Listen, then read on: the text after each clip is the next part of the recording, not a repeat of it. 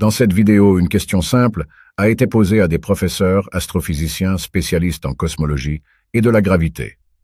La question était « Comment peut-on avoir une atmosphère sur Terre avec le vide de l'espace qui nous entoure? Alors comment pouvez-vous avoir une pression de gaz sans récipient ?»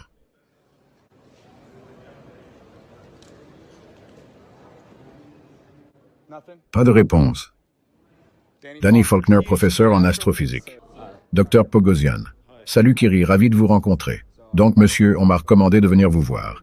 Je suis donc venu à 2 ou 3 de ces colloques de cosmologie et j'ai posé ces 2 questions et ils m'ont recommandé de poser ces questions aux cosmologues parce que le physicien précédent ne pouvait pas leur répondre. La première question est, et c'est parfait parce que vous faites des tests cosmologiques, vous faites des tests de gravité, avez-vous trouvé quelles expériences ou avez-vous découvert ou vu des expériences qui prouvent l'existence d'une force appelée gravité, avec des effets distincts des effets de la densité et de la flottabilité dans le milieu?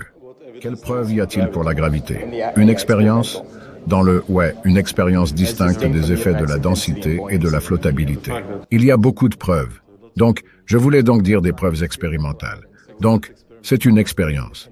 Quelle est la variable indépendante dans cette expérience? Ok, je suppose que vous pourriez regarder différents échantillons et contrôler les échantillons. Je veux dire, vous pouvez laisser tomber des choses dans le vide. Les choses sont donc plus denses que zéro. Je veux dire donc le vide est qu'il y a un milieu zéro et tout.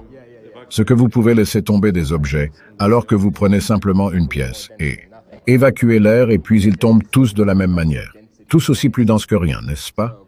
Ils sont tous les deux égaux. Cela est donc différent des effets de la densité et de la flottabilité. Donc la gravité est une force.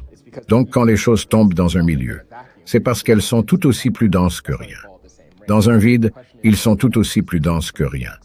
C'est pourquoi ils tombent pareil. La question est donc plus distincte des effets de la densité et de la flottabilité. Je ne suis pas sûr de pouvoir ajouter plus que ce que j'ai dit.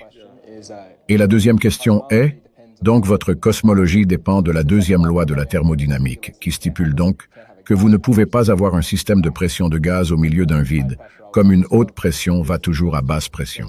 Oui, c'est vrai. Donc votre cosmologie, comme elle est évoquée dans le modèle héliocentrique, dépend d'une violation de la deuxième loi de la thermodynamique. Que veut dire modèle héliocentrique? Le modèle héliocentrique signifie le modèle cosmologique supposé de la théorie de la relativité générale.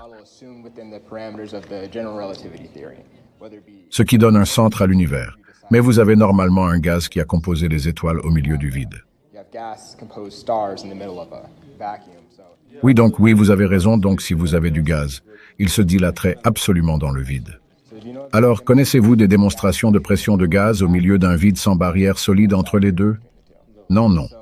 Serait-il vrai de dire que le modèle cosmologique qui sous-tend les hypothèses de la cosmologie populaire, quelle que soit celle-ci, dépend d'une violation de la deuxième loi de la thermodynamique?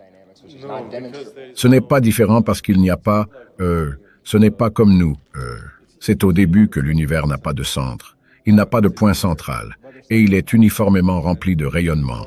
Donc il est déjà équilibré, donc le gaz est distribué dans tout le volume de l'univers.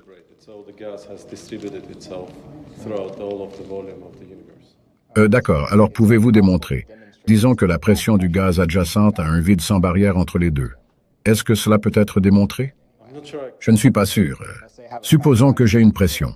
Supposons que j'ai une boîte à chaussures pressurisée à l'intérieur d'un vide. J'ai percé un trou à l'intérieur de cette boîte à chaussures. Y a-t-il un moyen de démontrer que l'air ne pénètre pas dans le vide et qu'elle reste à l'intérieur de la boîte? Je ne pense pas. Comme vous, je pense que vous avez raison. Si vous percez un trou, l'air s'étendra. Je sais que je ne peux pas y penser, à moins que vous mettiez simplement la boîte à chaussures à l'intérieur d'un gaz très dense, beaucoup plus dense ou quelque chose comme ça, que vous la mettiez à l'intérieur comme de l'eau ou quelque chose comme ça. Il est donc vrai de dire que vous ne pouvez pas avoir de pression de gaz au milieu d'un vide sans un récipient solide. Oui, alors comment est-il possible que nous avons de l'atmosphère sur Terre sans un conteneur solide? Parce qu'il est attiré par la Terre, par gravité. Mais pourquoi la gravité ne retient-elle pas l'air dans la boîte à chaussures? Parce que la boîte à chaussures n'a pas assez de gravité. Elle est plus proche de la Terre, et il y a beaucoup de gravité. Et dans la boîte à chaussures, cela ne le fait pas. Alors pourquoi la gravité de la Terre ne maintient-elle pas le vide de l'air à l'intérieur de la boîte, qui est au milieu d'un vide? Parce que le gaz a de la pression. Donc il a une pression et il sort juste dans le vide. J'ai des gens qui m'attendent et j'ai besoin d'y aller. Sorry, I'm just saying, I have people waiting and I need to go. All right.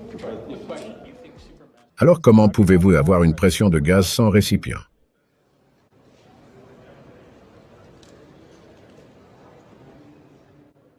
Pas de réponse. Danny Faulkner, professeur en astrophysique.